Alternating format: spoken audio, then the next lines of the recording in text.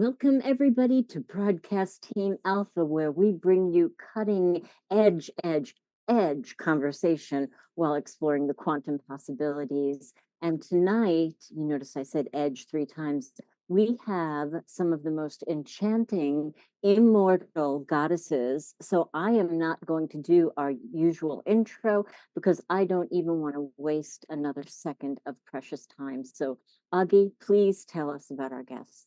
Oh, yes, this is going to be so fun. We have a wonderful roundtable conference coming up for you guys listening out there. And we're going to talk about near-death experiences. And of course, I never died, so I got nothing to talk about. But these 3 ladies, they do. Yes, they did die. And they went and had an experience and they came back and they're talking about it. So that's what we're going to hear about.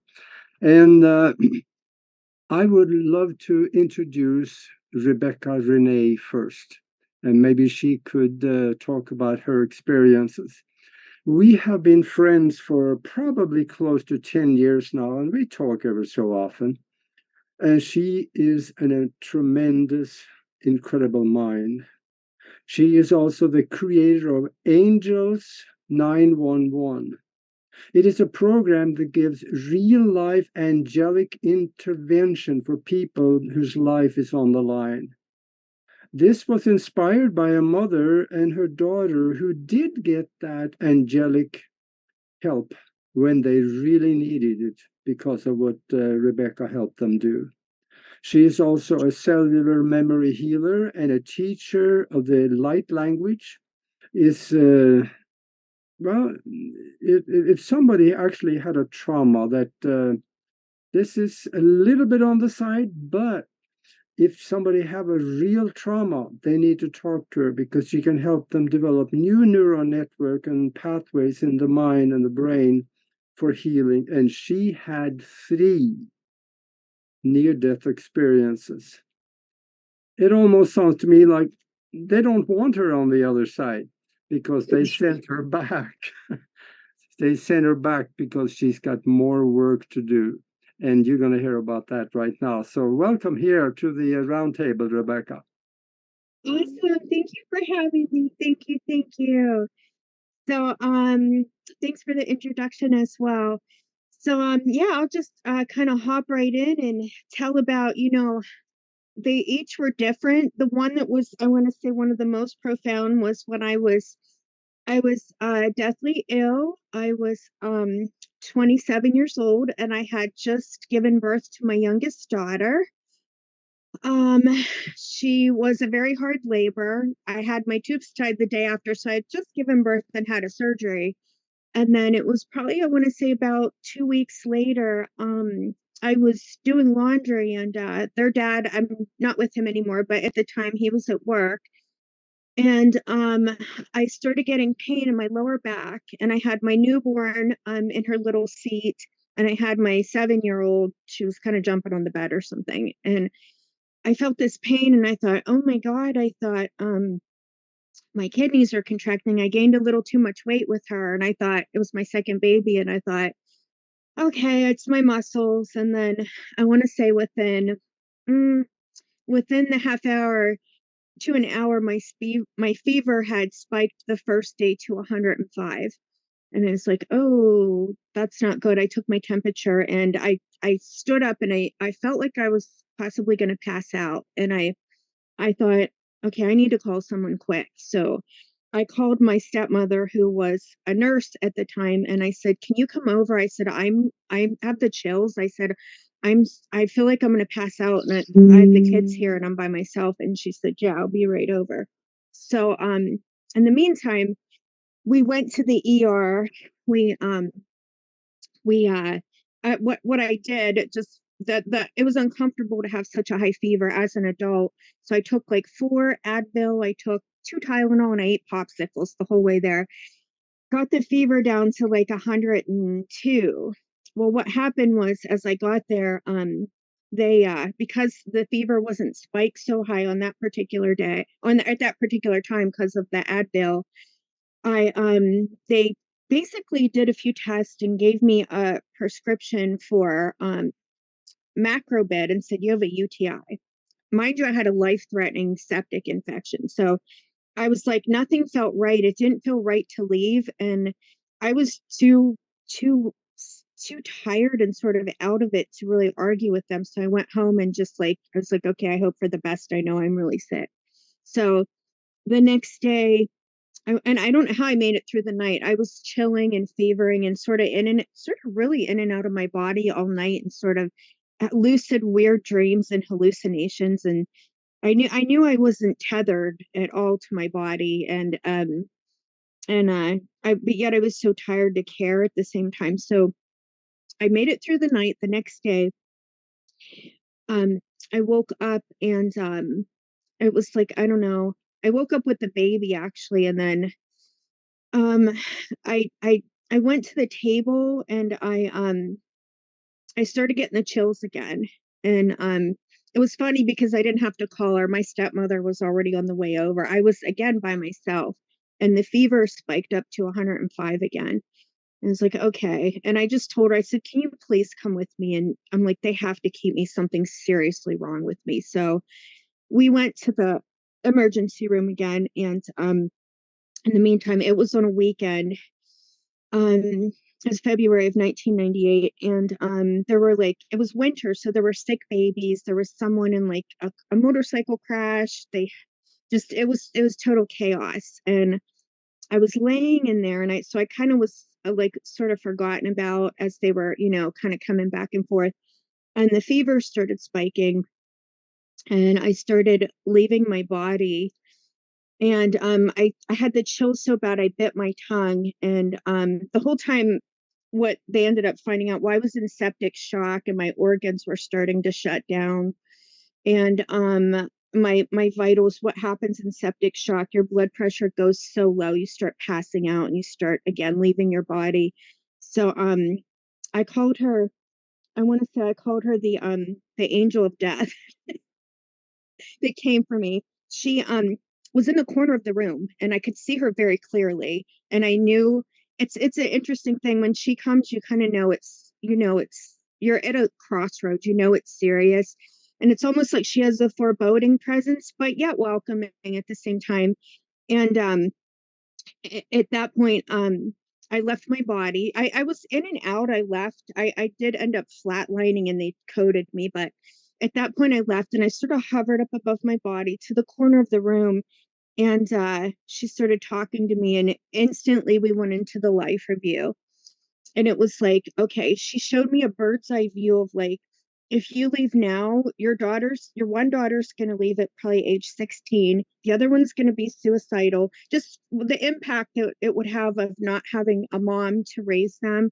I saw the impact on my grandmother. I saw everybody like already sort of at my funeral. Like, I was like, oh God. And it's weird because at the same time, as you're going into that light and seeing, also meeting God face to face, that thing of where people say they don't want to come back, you see that beauty as well on that side, and the love. And it's so welcoming, and your ancestors, your people that have gone before you, and even your pets. And you're like, it's a tough decision. And honestly, if wouldn't have had children, I definitely would have instantly flew out of that body. But I kept looking down, and I could see I could I could see my daughter. I could see my little newborn that would have to be without me. And I was like, I can't do that. I can't leave her. And I looked at the angel, and I said, I'm gonna stay. I said, she was giving me a choice, and that was the cool part. And I was like, what do I do? What do I do? And she said, open your mouth. The squeaky wheel gets the oil. She was kind of like trying to be funny with me. And I was like, okay. So I sort of floated and hovered back into my body. And I started, what little life force I have left, I started banging my bed as much as I could and calling for help. And at that point, I could barely see her out of my human eyes, but a nurse came in, and she clicked the thermometer in my ear, and she's like, oh, that can't be right. And she's like, she's like, your fever's over 106.3. And that's when she started calling the whole team for me. And again, I started kind of going in and out of consciousness. And I could see her, but yet I would float back up. And at that point, it's really weird. My stepmother, who's the nurse, I'm a little woo-woo for her, and she doesn't really see auras, but she said, I knew you were dead. She said, your whole body went ashen color and gray. She said, what you talk about with auras, she said, you had none. And at that point, I again went back over to the other side, and I was shown, I wrote some notes about some of the stuff. I'm a little spacey today, but just things about like, there's no time over there. We can create anything over there, but the thing is we instant manifest. So like, you just think of it and you're like, boom, while you're over there, you download so much in a split second, even though there's no time, but you just think of something and you create. Just as you do here, as we think, oh, I want to manifest something cool, but it takes a little longer. But our frequency is so sped up, so we can just create everything in like religious programming that I was shown, like there is no religion on the other side. There's no dogma. There's no like, it's not about sin and just stuff that is in the religious things that you judge yourself. Like I judged myself as I did the life review, like, oh, I messed up here, or I could have did this better over here. And again, and you empath everyone. It's been all in your soul family and all of your souls. You empath them, and you feel them kind of like as we empath here, but it's a little stronger. So you get to be everyone and just look at your role and see how we all like have these agreements and stuff.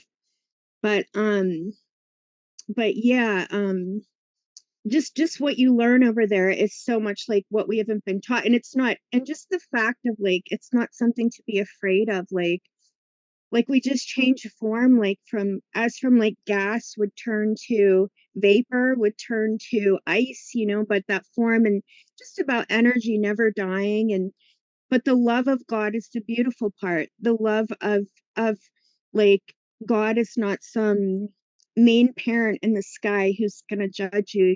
Again, you judge yourself, but just that much euphoria and love and oneness and that unity that we're trying to create here on earth, um is something that you really understand it on a experiential level.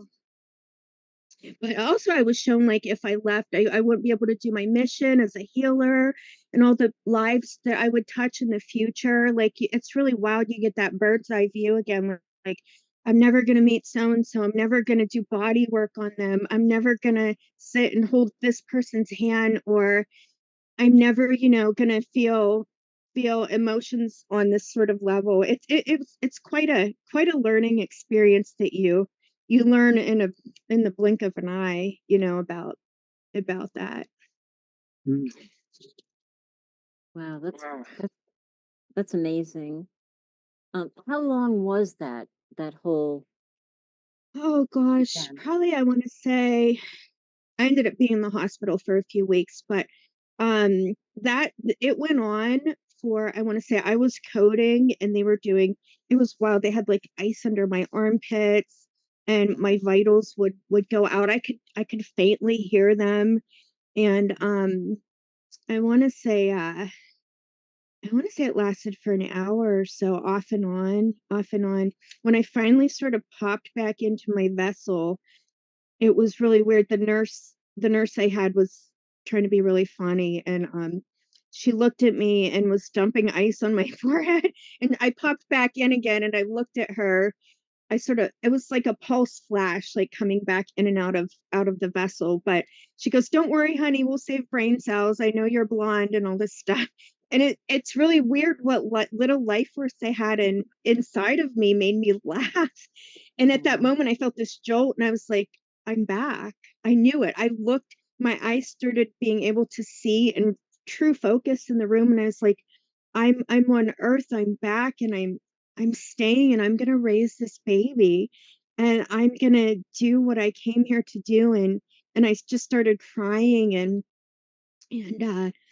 it's quite a shocking experience, almost like when you're born, you know? People think death is a shock, but being born and incarnated is traumatic as well. So anything like that, it has a beautiful but yet a traumatic aspect at the same time. It's hard to kind of describe, but what you learn is like it changes you forever.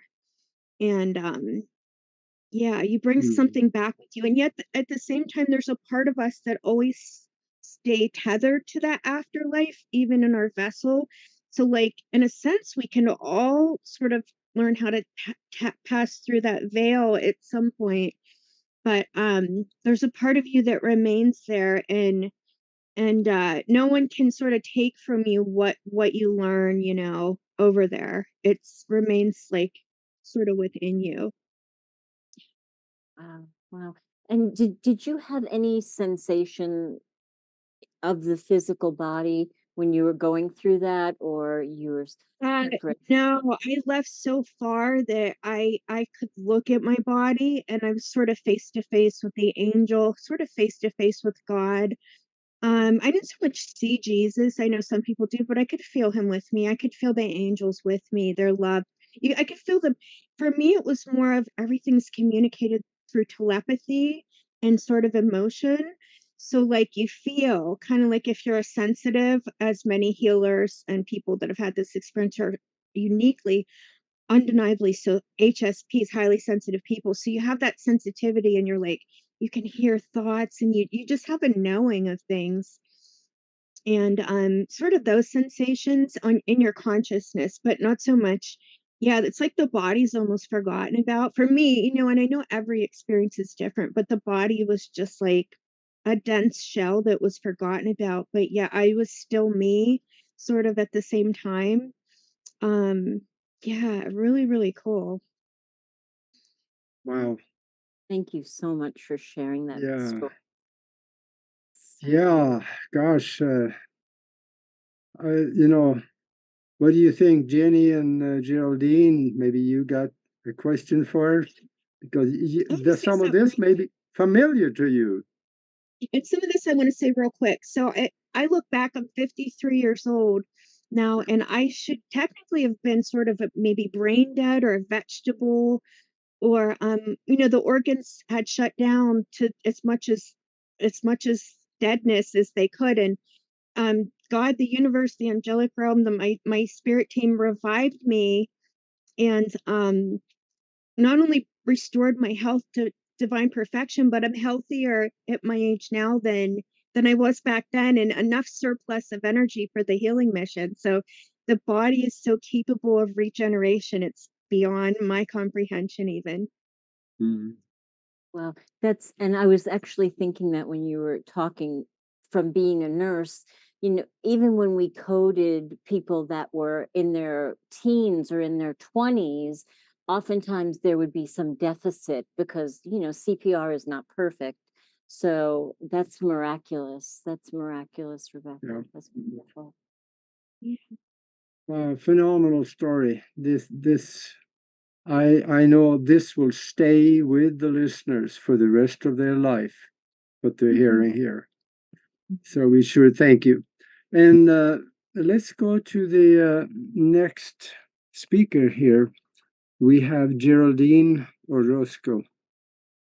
And gosh, what can I say? She is everywhere. She's on conferences, interviews, she's in documentaries, and hey, by the way, you're going to be on national TV in Sweden because they're putting together a TV documentary where you got a section in it. That's right. That's right, Augie. Thank you. Thanks to you as well for that connection. It's a wonderful project that's been taking place in Sweden National Television, where they are inquiring about interdimensional contact and the phenomena and how that takes place. And there is a profound connection between the afterlife and interdimensional awareness as well. Sounds excellent. That's going to be fun. I got a few more things I got to say about you yet. You are certified in so many things. You are teaching qigong, you do meditation. You in fact you put together a meditation group in the Bay Area, and you're a hypnotherapist. You do neurolinguistic programming, stress reduction program you're doing, and DNA repairing, reprogramming, actually, probably more so. And then she died. But she was returned back too because they didn't want her either. She had more work to do. So now she also, through hypnotic regression, she found out that she have a long history of alien contact, and her website is geraldineorozco.com. And what happened to you, Geraldine? Yeah, thank you so much. First of all, thank you so much for having me on this panel. It's such an honor to be here with these beautiful ladies and these incredible stories that they're sharing. I resonate a lot with Rebecca's experience. And I do have a question for her actually that I'll probably ask later. Yeah, so for me, I was at a very particular time in my life in which I had gone through a tremendous transformation of about 5 years. I had my conscious contacted experience in 2013 after I went into retreat for several months into deep meditation, sometimes meditating up to 9 hours a day, trying to answer some pretty deep, profound questions. And that kind of triggered an opening of some psychic abilities that allowed me to see interdimensionally. So it started there. 5 years after that, I began to channel a lot of information after having another layer of awakening.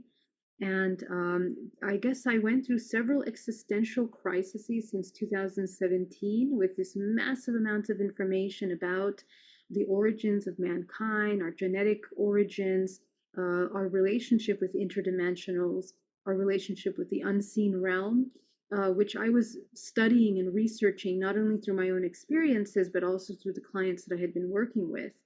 And in 2018, I had come to this pinnacle realization of how profound the human experience is, but at the same time, kind of questioning the purpose of our existence beyond the idea of just everyday life, but looking at the spiritual essence of why we incarnate. And I had a question about that, and I was wondering, what is the purpose really of this incarnation, of our participation in the greater whole? And is it really necessary for us to incarnate once we receive and we open up this information to higher awareness of? And the reason why I had that question is because I had been channeling and navigating these realms into looking at kind of like the genetic structure of the universe, and how tiny we are, and yet how powerfully significant the human role really is to the collective. Um, but the question I had was really about the whole holographic system of this matrix life. What is the purpose of that? The choices that we make on a daily basis, how do they affect us? And so it brought me to this point where I was questioning life itself, the purpose of existence. And it's when I had that question that I had to travel to Mexico to do a conference down there. And I had been touring Tulum area, very beautiful, extremely hot. And one day we went to the pyramids, Teotihuacan, and it was just really beautiful, but extremely hot. And so on this particular day, I had a very intense dream the night before of the land of Mexico welcoming me, but a very deep, deep energy. Mexico has really, really profound energy, very sacral energy. And more on this later, but when I went to the pyramids, the heat was so hot and the vortex of those areas are so powerful that I was feeling lightheaded, kind of like how Rebecca was saying she was feeling with the solar flares. Just, completely losing consciousness and kind of moving in from one timeline to another, awareness of what had happened, the history there, and the heat was just so strong. So there wasn't many stores, there wasn't a lot of water, so I kind of began to go into a heat stroke.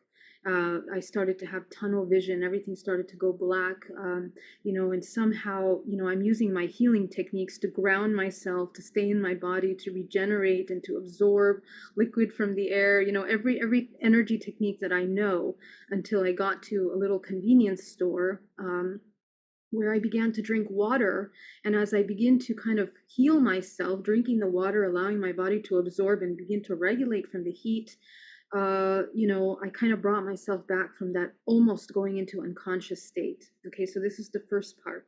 So my body was really weak after that. It took a lot of energy to bring myself back. And I'm walking back to the main entrance where there was a restaurant that had air conditioning. So I have some time to recover. I'm drinking bottles and bottles of water, really, I think 11 bottles of water to try to help myself recover as quickly as possible. And we leave.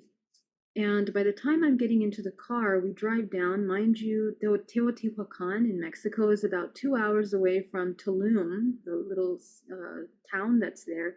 And the rest of it is in the middle of this wild, wild jungle. There is nothing. There is really nothing but small little towns around. As we get onto the road, of course, I need to go to the restroom because I'm drinking so much water. And we stop and I get out of the car. I go into this little woodworking shop on the side of the road, middle of nowhere in the deep, deep jungle. And I get down into the restroom, which is, basically like four sticks and the restroom in the middle. And it's covered in spider webs and bugs, you can imagine, in this jungle setting. So I go into the restroom and um, I feel a pinch like on my side here. Okay. And I don't think much of it. I think probably mosquitoes or something like this. And by the time I walk out and I walk towards the probably 10 steps, reach my hand to open the door, I began to have these giant boils show up all over my hands. I mean, it is so impressive, like boils, like one moment to the next, my hand covered in these boils. And it was spreading up my arms, spreading onto my legs. Of course, I began to panic because I'm starting to feel that my tongue is starting to get swollen and thick, and my throat is thick. So I sit into the car and I said, "Oh my gosh, I think something poked me, like something bit me." And we just get into the car and we continue driving, not trying to think much of it. And I'm trying to regulate my body once again. And as we are moving, we go through a stop sign where there are policemen who check our papers, to check us. And when he looks at my hands, he says, "You got bit by a scorpion," in Spanish. And I'm like, "Oh my gosh, are you sure?" He's like, "Yeah, that's a scorpion. You need to get to a hospital immediately because you're having an allergic reaction to it." And we're still about an hour and a half away from the nearest hospital or anything. And we get back in the car and we drive down, my poor friend driving as fast as possible to try to get us through the highway. But I was already going into anaphylactic shock. My entire chest was completely closing on me. I could barely breathe. My heart was racing. The entire body was becoming numb, and I felt like paralysis, like everything was becoming stiff. And as I'm looking at the car racing down the highway, I begin to see a tunnel with a white light, and I'm beginning to feel myself leaving this body. And in the middle of the highway, next thing I know, I stop breathing. I feel my body fall back and myself fall forward, which is funny. And I'm seeing myself basically hovering on top of the car, looking down at my friend who's crying hysterically over me, trying to see my pulse, trying to see if I can come back, but he's driving as fast as possible. And as I'm looking down at the car from above the car, I'm seeing very colorful bird droppings on top of the car because the birds are very tropical down there. And, it's just very interesting. I found it to be very beautiful because they were so big and colorful. But, at the same time, having this conflicting emotion of not understanding what was happening to me, I began to realize I'm dying. And all of a sudden, I thought, my goodness, why is this happening right now? I think when you practice conscious awareness in the present moment, you understand that these kinds of events don't happen randomly. So for me, I was shocked and I was confused as to how I could have manifested such an event and what was the reason behind that. How did I end up in this place? And immediately I began to think about my mother and the impact it would have on my family, and reviewing, kind of having this timeline view of how it would impact all my family members in one instant. Then the next minute, I'm being drawn into this white light that it's tunnel that gets bigger. And as I'm moving towards the white light, on the right side of me is my father and my mother. You know, they just show up there, and my brother holding a basket of bread, and my grandmother from my father's lineage. So they show up with this basket full of bread, and I'm basically reviewing our contractual agreements. In one instant, all the agreements that we have as a family ancestrally, and behind that comes all of the ancestors start to come out. I'm seeing generations of beings. And to the right side, then I realize, you know, this is a really serious, high soul contractual event. And before me, the white light comes out, a checkered floor, black and white checkered floor appears. I painted this, and I have the painting to show you in a minute, okay? But on the right side, the scorpion that bit me appears. And the scorpion essentially, what came to my mind was, okay, I know how to break contractual agreements with humans in my traumatic experiences in human life. Let me see if this is possible in this afterlife. And so I began to question, what is the agreement bringing me into this death? And as I see the scorpion in front of me, the contractual agreement opens up. And it was a very, very profound lesson and experience about the sacral energy healing of my sacral chakra, precisely in this land in which the sacral energy is so strong, about creation, manifestation, about questioning the essence of life, which is what I had been doing weeks before, questioning the purpose of our incarnation. And as soon as I understood my agreement there, all of a sudden, from this white light emerged universes. Okay, this is the best way I can explain it. From the white light emerged universes that I now became connected, and I became aware of my purpose for incarnating in this lifetime, and what I had not been doing, or what I had been doubting for myself up until that moment, that had not allowed me to move forward in what I'm here to do. And as soon as I understood that and I accepted it, because there was an emotional part of me that really needed to accept this agreement, that was in resistance, immediately the white light expanded, turned white, and as I break the contract with this scorpion, I am returned back into my body. And as I am returning back to my body, these beings, my ancestors, and all of these beings I had been in contact with over the past few years and through my life, it became apparent that they were just reflections of myself, mirrors of myself that I had been working with many lifetimes in doing the work that I'm doing here today. And, you know, the purpose is actually very important. Every human has an agreement. They have potential timelines that they have the ability of tuning into. And in some cases, when we make these agreements and we doubt ourselves and we resist and we hate ourselves, or we feel afraid of those agreements, we create these kinds of powerful events to shake us up out of these dormant states back into that purpose that we're supposed to be in.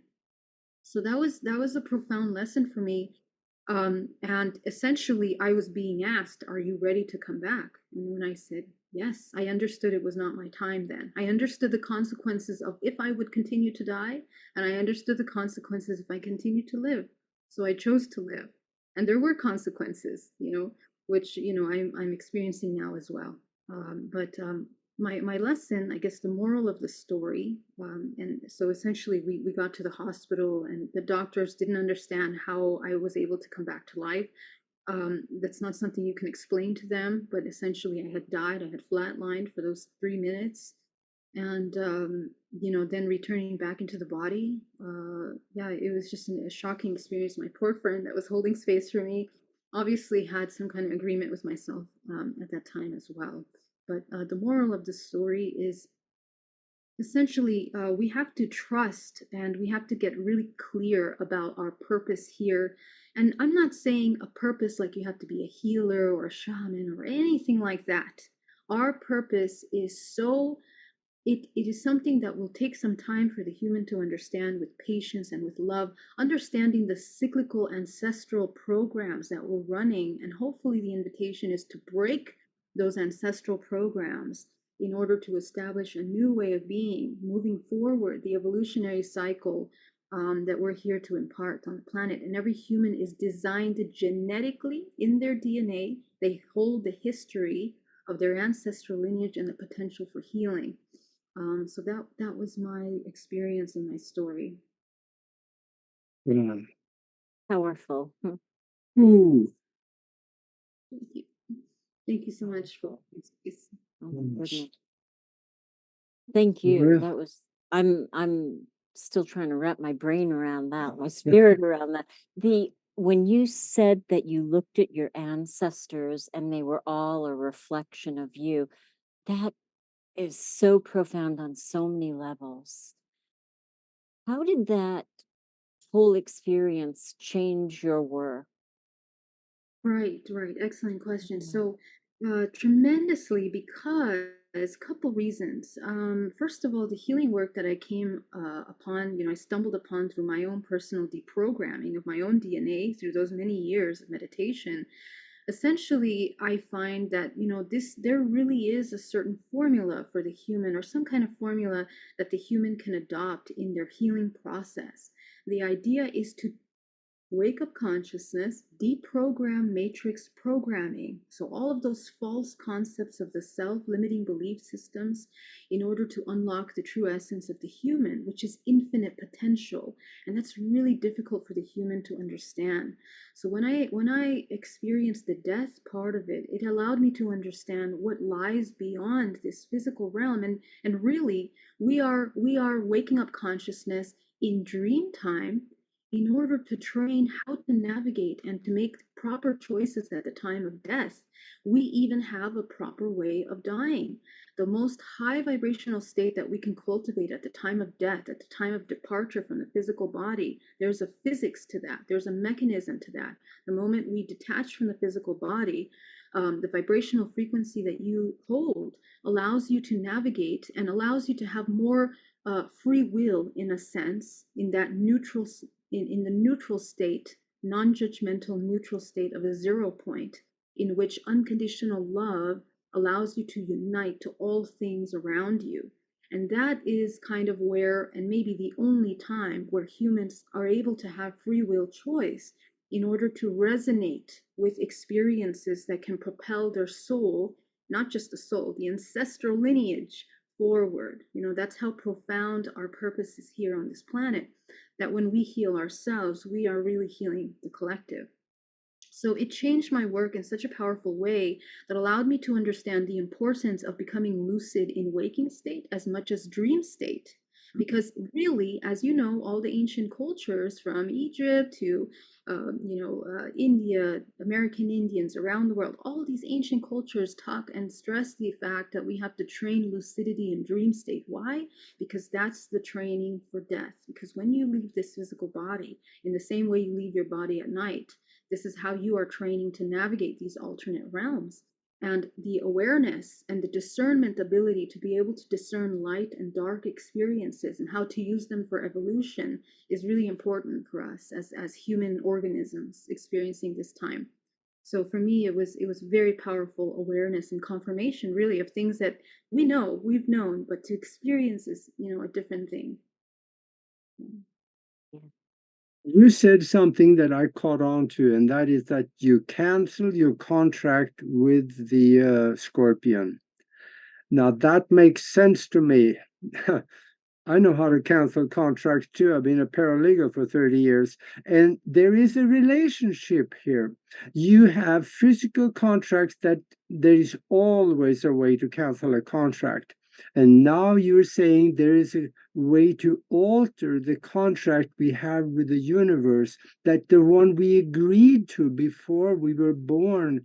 Yes, we can alter that contract, even in a temporary death.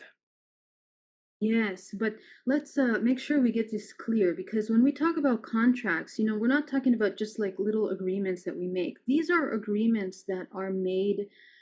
So if you think of it this way, every choice that your ancestor has done has manifested and brought you into manifestation. Okay, you Yeah. are a vibrational frequency that is a match to exactly what is needed to heal all of the things of this ancestral lineage. And the ancestral lineage is part of a collective human race. We are all one. We are all one down to the very core origin of human origin. So we are all kind of healing and repeating these cyclical patterns in the incarnation cycle.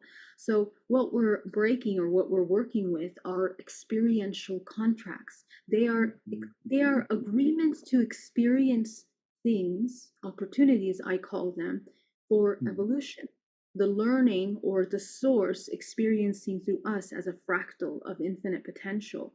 So when we become aware of that, instead of being lost in the storyline of the trauma that we are holding within our genetic lineage, we can change. We have a choice. We are not that. We are so much more that we are able to tune into, and then from there carefully create your life. That's the whole point, that you are a creator of infinite potential rather than a product of any kind of thing that has ever happened to you. So this is how we rewrite agreements. And just to add one little tool there, tip, how do you rewrite? How do you break the contracts? You bring them to neutrality, the most optimum 0 point of non-judgment of either side. There is no good or bad. There's cause and effect, the awareness of the consequences of those cause and effects in order to evolve your soul into the most expansive, unconditionally loving self possible. So that's actually how you break a contract. And that's what I had to do. I had to reunite my mind of separation, even with myself and this existential awareness, into the body. I had to embody that information. That was the integration process. Sounds wonderful. Thank you. And if you want, I can show you the painting some other time or now, whenever you want, I'll share with you. Oh yeah, let's do that later. You're going to be on Broadcast Team Alpha here in not too long too. So, all right. Thank you very much. That was so good. And then we have Jenny G. Jenny G has been on Broadcast Team Alpha several times, and it's so much fun because she is fun, and she has a wonderful depth of her talk. She goes far out of her way to help people. She wears many hats.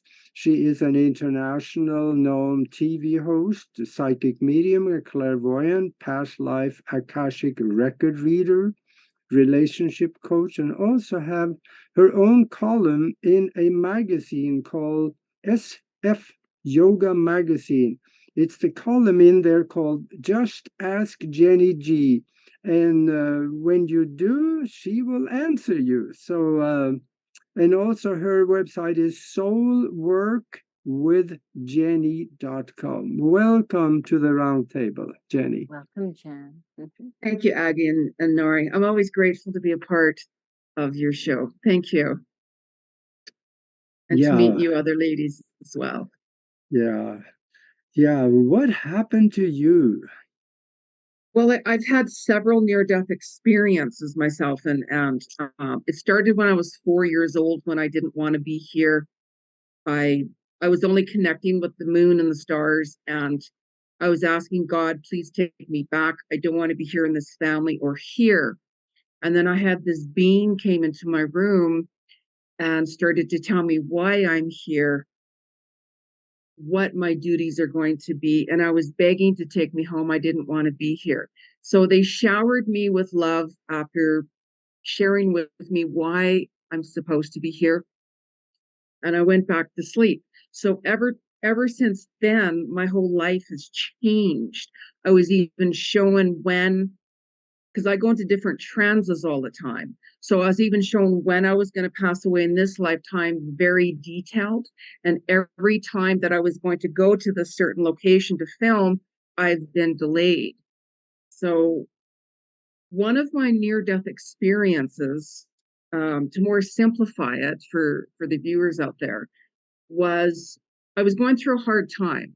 And I get messages 24/7 from the spirit world, as I call it. And I channel with the Christ consciousness, because one of my most profound near-death experiences was having Christ standing right in front of me with the message he gave me.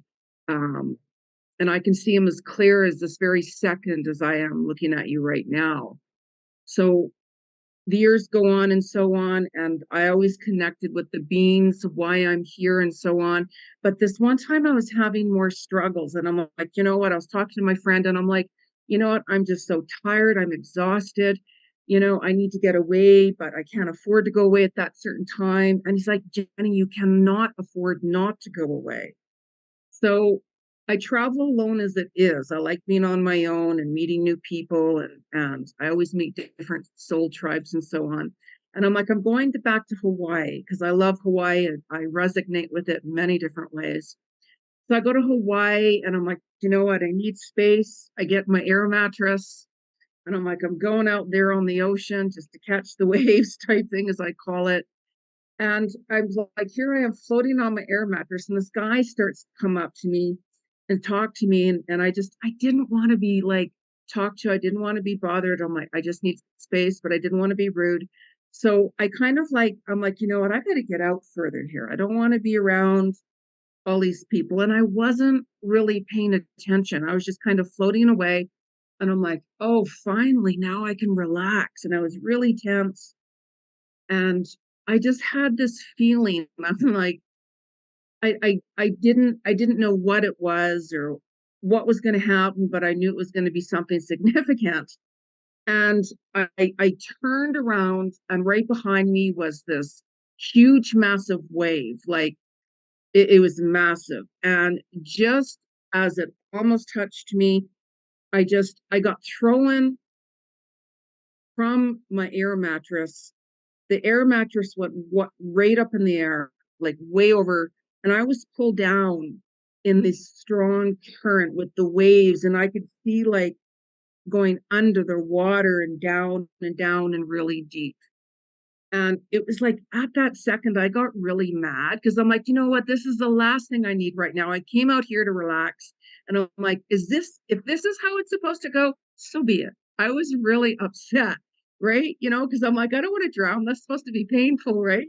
So I'm arguing with myself for a second. And then all of a sudden I felt like warmth, like the water all of a sudden was really, really warm.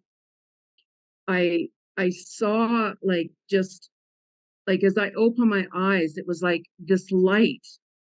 Really, it was like a really warm white light. It was just kind of opening, like just kind of gradually opening as I was kind of looking down. It was like a cave almost, but it was like a white light. And I'm like, oh, okay. I thought maybe somebody with a flashlight or something. I wasn't really thinking. And then all of these sea animals were starting to swim around me, and I was communicating with them. Like I'm also an animal communicator. And these sea animals started communicating to me. It was like Nemo. What's that? Watching Nemo or Finding Nemo. It was almost like I was communicating with the fish, and I even saw like shark in the distance, and I wasn't scared. And the colors, all of a sudden, these colors were really glittery, and the vibrations of this light, this like tunnel, it almost looked like there were so many different sparkles, like sparkles, that it was like watching a Disney movie where whenever they do some sparkle in the snow, it has that real spark to it. It was almost like all of these vibrational frequencies were like all surrounding around me, all surrounding around me. And I felt this presence starting to come closer to me. And I knew it was Christ because I had another near death experience with him. And at that time, when I had last had that near death experience with him, long story short, I told him at that time, no, I'm going to stay. I'm going to stay, because he had asked me at that time, if you come with me, you're not going to be in any more pain. If you stay, your life is going to be nothing but pain because you have all of these karmic situations to clear, which I already knew because when I was 4, I was already explained by these beings how my life was truly going to be. So I'm like, no, I'm going to stay. I want to resolve these issues. I'm not going back 1 second of my life. I'm here And I just felt this warmth being like all around me. And it was like these fish and sea animals. They're like, oh, she's staying, and I'm like, I felt really, it was really cool because I felt really like, wow, I'm loving this energy of these sea mammals. I didn't want to leave. I wanted to stay under the water. And then I started seeing my life as another lifetime as me being a dolphin. And it was almost like these sea animals that were around me were my friends. And they're coming back to say, hey, how are you doing? Right. So, and then I'm like, oh, okay, I guess I'm supposed to be here maybe longer then. And then it was like somebody like with their hands being cut. And it was, I'm sure it was Christ. Like, I don't know that for sure, but it was like the two biggest hands I've ever seen on this planet. It was like he scooped me up and he brought me up very gently and he put me right back on top of the water very calmly. And right beside me was my air mattress that went floating way up, way in the sky before. And I just felt this calmness, like this real calmness. And I got back on my air mattress and I went back to my hotel. I don't know how long I was gone for. I don't know. And I don't even remember much of swimming back and going on the beach because I was the way out. Like I was the way out because I didn't want to be bothered by anybody. I needed my space. And I go back to my hotel room, I have a shower. And then I remember I just laid on my bed and I felt for the rest of the night that I was like floating and floating. And even whenever I drifted off to sleep, I literally felt that Christ energy being very much around me, and it was almost like I felt like this hand like being on my forehead. And it was almost like any and all worry I had ever had was gone, was gone. So it was quite extraordinary, really, because all of my near-death experiences, I'm very connected with the Christ. And that's why, as I mentioned, I channel and work with the Christ consciousness. I get messages 24/7 all the time. And that's why I do the work that I do, help other people come to terms with things. Even in the hospice, when I worked on and off call for many years, I'd work with everybody there and the patients and the staff and everybody and so on. So it was really, really beautiful. I mean, especially with the water, just the floating and the energy of the sea animals, right? And I hear that's why I'm also drawn even to oceans as well, because I hear messages from the animal kingdoms 24/7. So this is why I want to go back to the ocean and have that conversation with the whales and so on, because I can hear them and what their message is and what's going on under the sea world. So You And mentioned, yeah, go Nori. oh, sorry. Well, I knew that you were an animal communicator because you've received messages from Pixie that, the only way that you could have known that was to get them from Pixie. So, but this makes so much sense to me now that you had that relationship, right, for that time, and they were with you and they were celebrating that you decided to stay. And that's amazing, Jen. Amazing. yeah, So beautiful. there's been so many near-death experiences, right? And I was just trying to pick more or less one, where more people can more connect with it, right? Because the other one I had with Christ, that's kind of like something happened one day that brought me to the hospital, the next day that brought me out, and then it went on for about 3 weeks where all of a sudden I was right in front of him, right? So, and it stays with me. And even when I was showing how I was going to pass away in this lifetime and so on, it's so like I can see it this very second right now, even in who finds me, how it happens. And I also saw myself leave my body and so peaceful and who finds me and the whole story. Wow. And I've been meaning to go out there and film every year for quite some time on my documentaries. So, and every year it's stalled, and I'm like, okay, it's not the right time or whatever. And even I'll get out there, and I mean, I'll probably be able to feel, what, if something's not feeling right, or I'd sense it because I can see that. And it's like, okay, if I'm ready to go, I'll just do it. Right. So we all have that opportunity to really truly leave when we want, because I've healed myself when I was going through something that nobody knew about. I keep a lot to myself, and I went to different healers to heal me. And I mean, I was very grateful for the help, but I actually healed myself when I went into this trance, and I saw this white substance come out of my side. And then I turned around and the clock was at 11:11. And then when I finally went back to the specialist, to find out, okay, how much time left do I have? Right. He goes, what are you talking about? Your tests are clear. And that's what I was told would happen. So it's really, really interesting, because I believe we can choose in a way when we're truly, truly ready to go. Sometimes we just leave, of course, and different things and different reasons, of course. So, but I wasn't When you, scared, and I'm not scared to pass whenever it happens. I'm not, because I've had so many near-death experiences. yeah, when you said you were brought in front of the Christ, did you see him or did you Yes, feel yes, him? yes. No, I saw him. I Mm-hmm. saw him. No, it was so clear. Like I could. That was a while back, and I could see him this very second, right there, as I was a few years ago, right in front of me now. I'll never forget that. It was very profound. And even when I woke up, as I call it, I had like, because even in my dream or vision, or what happened, as I call it, I was holding a baseball bat.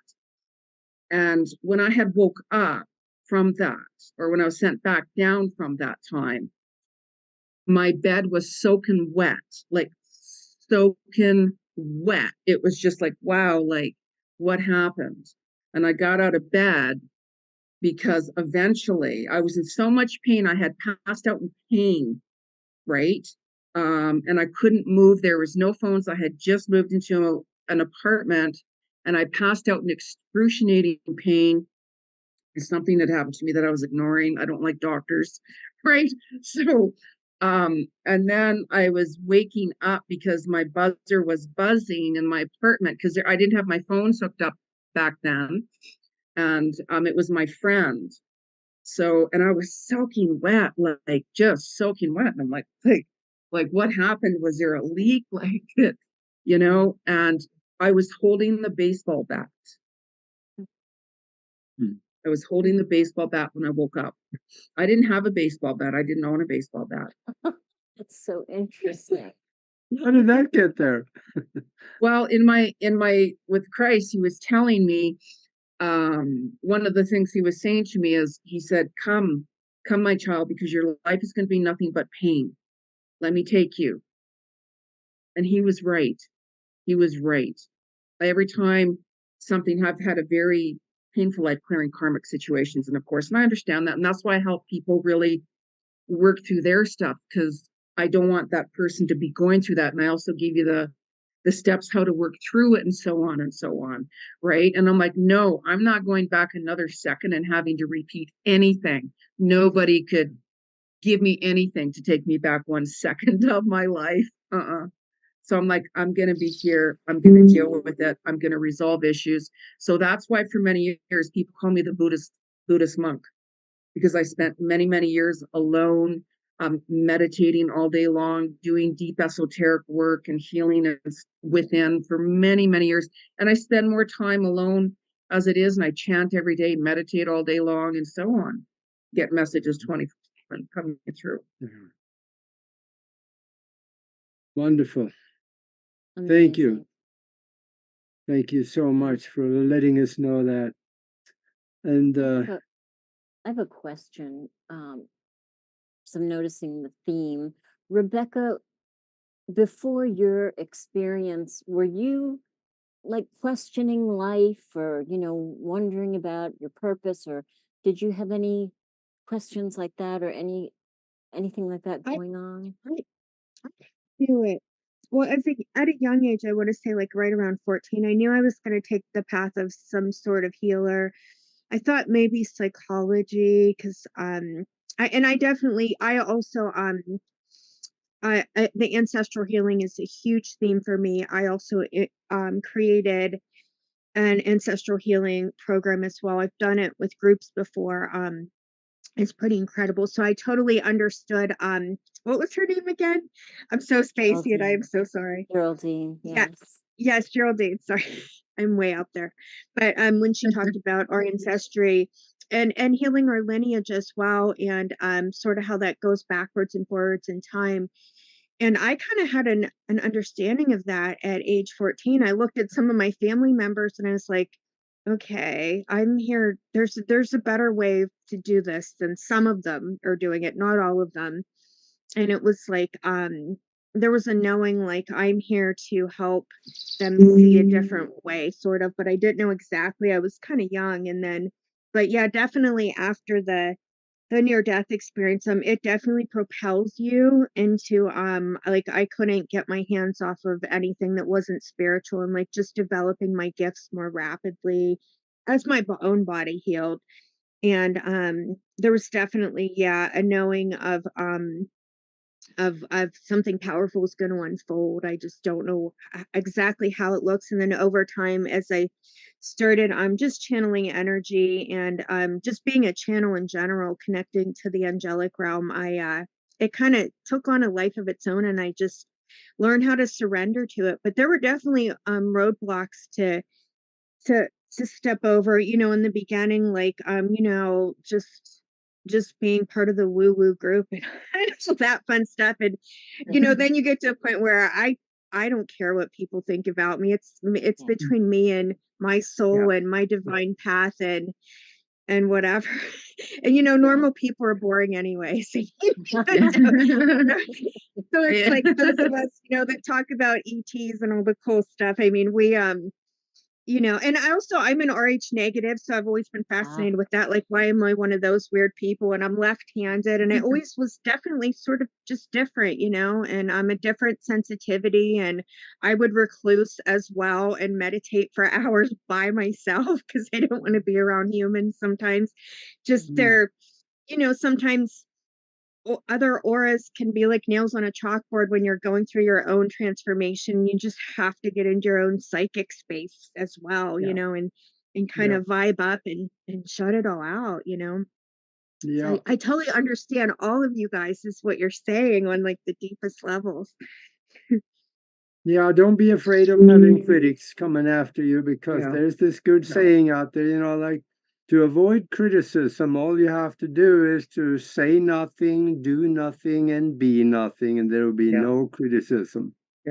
Like, just be yourself, like my view is, this is me, take it or leave it. And as long as you're being authentic and being genuine and speaking from your heart, the truth, that's the only thing that matters. Yeah.